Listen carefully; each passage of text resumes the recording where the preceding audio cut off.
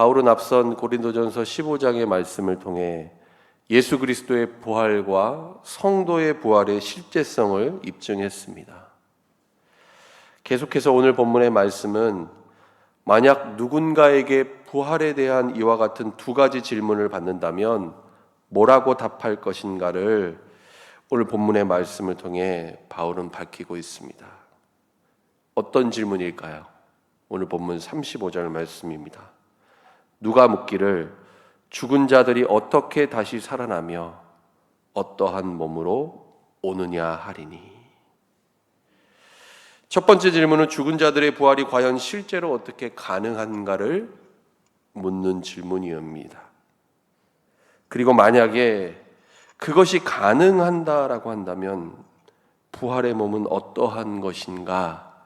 이것이 두 번째 질문입니다. 여러분, 이 질문을 생각해 본다면 둘 다 죽은 자의 부활에 대한 일종의 회의적인 질문으로 볼 수 있습니다. 바울이 사역을 했던 당시 헬라 문화, 헬라 철학, 헬라 지식, 그들의 이성과 가치관을 가지고 죽은 자의 부활을 바라볼 때에 그것은 도무지 납득할 수 없는 진리였습니다. 그리고 무엇보다 오늘 이 바울의 편지를 받아서 읽게 될 고린도 교회, 그리고 고린도 교회의 성도들도 이와 같은 당시의 헬라적인 철학과 지식, 그들의 가치관과 상황, 이와 같은 흐름에 적지 않은 영향을 받았다라는 것입니다. 여러분, 오늘날도 마찬가지라고 할 수 있지 않겠습니까? 불신자들은 물론 당연히 부활을 믿지 않습니다. 그런데 예수님을 믿는다고 하는 성도들 가운데에서도 죽은 자의 부활, 영광스러운 몸의 부활에 대해서 제대로 알지 못한 채 신앙생활을 하고 있는 사람들이 많이 있습니다. 바울은 오늘 본문에서 이런 이들을 향해 뭐라고 말하고 있습니까? 오늘 본문 36절로 37절의 말씀입니다. 어리석은 자여, 내가 뿌리는 씨가 죽지 않으면 살아나지 못하겠고, 또 내가 뿌리는 것은 장래의 형체를 뿌리는 것이 아니요 다만 밀이나 다른 것의 알맹이 뿐이로되 말씀합니다. 여러분, 이와 같은 사람들 세상에서 분명 지혜 있는 자다라고 스스로 자부할 수 있는지는 모르겠지만 정작 창조주 되시는 하나님의 지혜에 있어서는 어떤 사람들입니까? 무지하고 어리석은 사람들이라는 것입니다. 그러면서 바울은 씨앗을 비유적인 예로 들어서 부활의 몸에 대해서 다음과 같이 설명을 합니다. 우리가 땅에 씨를 뿌리고 심으면 그 씨의 형태가 반드시 죽어야만, 땅에 떨어져서 썩어야만 싹이 나고 줄기가 나고 거기서 열매를 맺게 됩니다. 하지만 이렇게 뿌린 씨는 단지 밀이나 다른 것의 알맹이일 뿐 장차 나타나게 될 그 형체와는 전혀 다른 것이라는 것이죠. 그런데 이처럼 각각의 종자에게 형체를 주시는 분, 그리고 생명이 있는 존재로 자라게 하시는 분은 누구라고 말씀하고 있습니까? 오늘 본문 38절 말씀 보시기 바랍니다.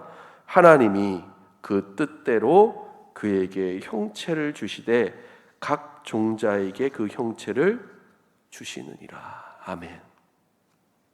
하나님께서 모든 만물을 창조하셨습니다.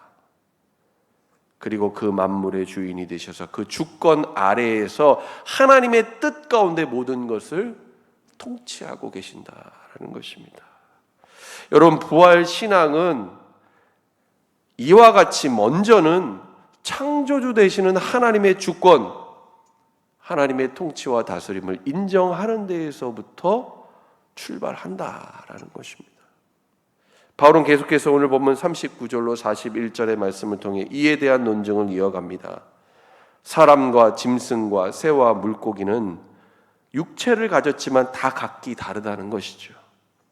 하늘에 속한 형체, 땅에 속한 형체가 따로 있고 하늘에 속한 것의 영광과 땅에 속한 것의 영광 또한 따로 있다라고 바울은 말합니다.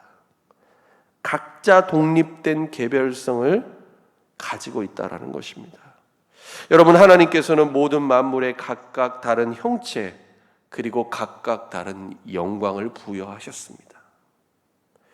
여러분, 그래서 기독교 신앙에서 말하는 몸의 부활은 타 종교에서 말하는 윤회, 여러분 윤회 아시죠?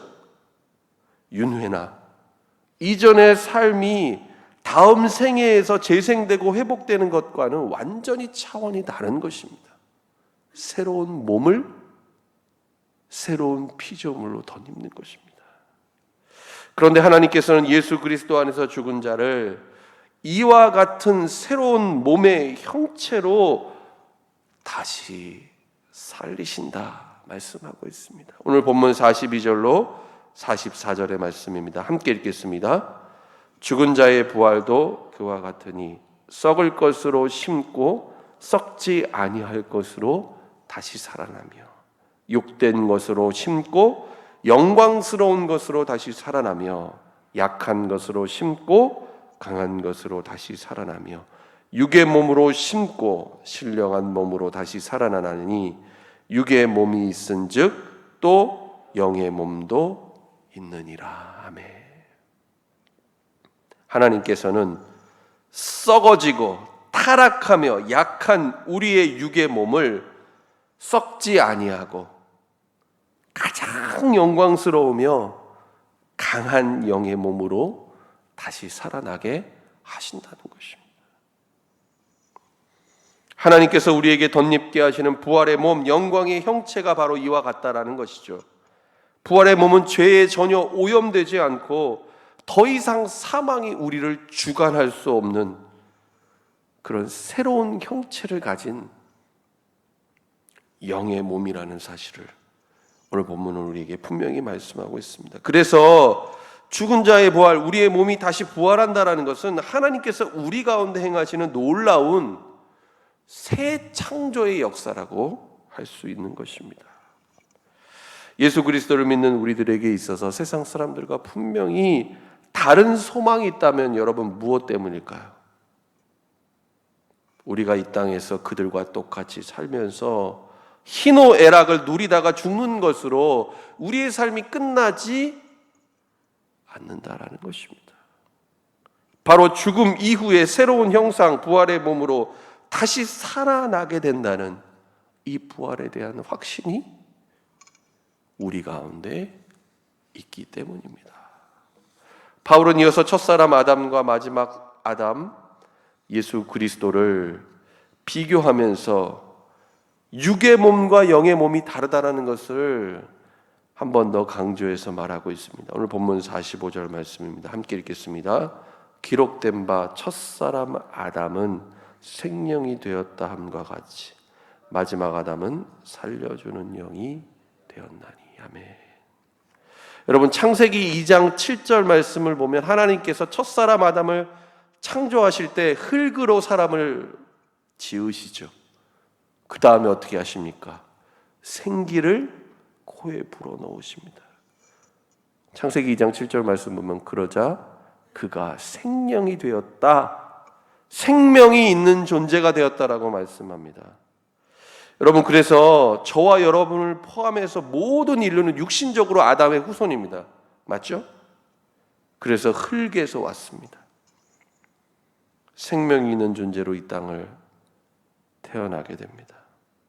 하지만 연약한 우리의 육신의 몸은 어떻게 됩니까? 결국에는 이 땅에서 죽고 다 썩어져서 흙으로 다시 돌아가게 됩니다. 어느 누구도 예외 없습니다. 46절 말씀 보시기 바랍니다. 그러나 먼저는 신령한 사람이 아니요 육의 사람이요 그 다음에 신령한 사람이라 말씀합니다. 여러분, 우리는 모두 신령한 사람으로 태어나는 것이 아니라 먼저는 육의 사람으로 이 땅에 태어나고 이 땅에서 죽습니다. 앞서 바울이 비유를 들었죠. 씨가 땅에 묻히고 그 형체가 죽어야 새로운 형체로 다시 살아나게 된다라고 바울이 비유를 듣지 않았습니까? 그런데 이러한 존재였던 우리가 오늘 본문의 말씀처럼 죽은 자가 부활하게 되는, 우리의 몸이 부활하게 되는 유일한 근거와 이유가 있다면 그것은 무엇 때문일까요? 바로 하늘에서 나셨고 마지막 아담으로 우리 가운데 오신 예수 그리스도 한 분 때문이라는 사실입니다. 육의 사람이었고 흙에 속한 자였던 우리를 하나님께서는 부활의 첫 열매가 되신 예수 그리스도를 다시 살리심으로 그를 통해서 그를 믿는 자 또한 아담에 속한 자가 아니라 예수 그리스도께 속한 자로 하나님께서 여기심으로 우리를 다시 살리신다라는 것입니다. 그러므로 예수 그리스도는 그를 믿는 모든 자들에게 구원과 생명의 주님이 되시고 부활의 주님이 되신다라는 것입니다. 여러분, 우리는 이 땅에서 더 분명하게 말하면 우리의 연약한 육신은 죄와 사망의 권세 아래에 놓여서 살아가고 있습니다. 그 한계를 벗어나지 못합니다. 그러나 우리가 이 땅에서의 삶을 마치고 나면 우리는 주님이 우리에게 약속하시고 예비하신 부활의 신령한 몸, 오늘 본문 마지막 49절 말씀 보시면 뭐라고 표현하고 있습니까? 하늘에 속한 이의 형상을 입게 될 것이다. 부활하신 예수 그리스도의 형상을 우리 또한 입게 될 것이다 말씀하고 있습니다. 부활의 그 주님과 함께 영광스러운 천국에서 그 형상으로 영원토록 살게 될 것입니다. 여러분, 우리에게 영원한 생명, 이 부활의 승리를 주시기 위해서 예수님이 땅에 오셨습니다. 그리고 우리를 위해 십자가에 달려 죽으시고 주님 부활하셨습니다. 여러분, 그리스도인 된 우리는 이처럼 부활의 첫 열매 되신 예수 그리스도 안에서 우리 또한 분명히 다시 살아나게 될 것을 믿는 사람들입니다. 저와 여러분이 바로 그 사람들이라는 것이죠.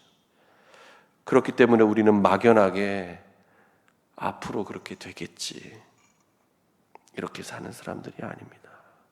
이 부활의 소망을 품고 오늘 우리에게 주어진 삶을 이 부활 신앙으로 살아내야 한다는 것입니다. 그런데 부활을 믿는 신앙은 장차 그리스도 안에서 살아날 신령한 몸과 부활을 우리가 소망하며 살기에 우리로 하여금 더 이상 썩어 없어질 세상 헛된 것에 연연하지 않게 한다는 것입니다. 그래서 아무리 죄와 사망의 권세가 우리를 위협하고 우리 가운데 다가올지라도 그것을 믿음으로 극복하고 뛰어넘을 수 있는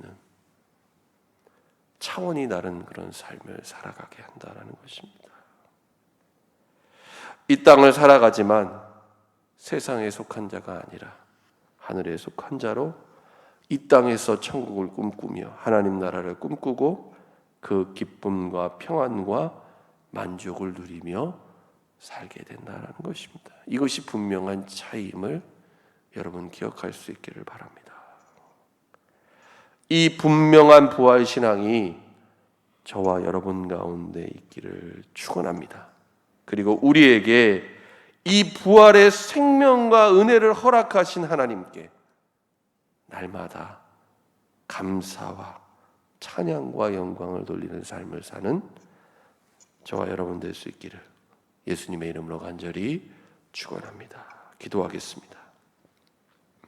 하나님 아버지, 우리에게 예수 그리스도를 믿는 믿음을 주시고 영광스러운 부활의 소망을 가지고 살아가게 하시는 주님의 은혜에 감사를 드립니다. 하나님, 우리가 이 땅에서 아둥바둥하며 육신의 몸을 가지고 사는 데에만 집중하여 마치 이 땅에서의 삶이 전부인 것처럼 살아왔다면 하나님, 오늘 주신 이 말씀을 통해 깨닫는 은혜가 우리 가운데 있게 하여 주옵소서. 그리고 이제는 우리가 장차 이 땅에서의 삶을 마치고 영광 중에 입게 될 영의 몸과 천국의 소망을 품고 살도록 하나님, 우리의 삶을 인도하여 주옵소서. 하나님, 오늘 하루도 죄와 어둠 사망이 가득한 세상을 우리가 살아가지만 부활하신 주님, 그리고 오늘도 우리 가운데 성령으로 함께 하시는 그 주님 바라보고 우리 가운데 허락하신 이 부활의 소망을 품고 믿음으로 승리하는 삶 살게 하여 주옵소서. 예수님의 이름으로 기도드립니다. 아멘.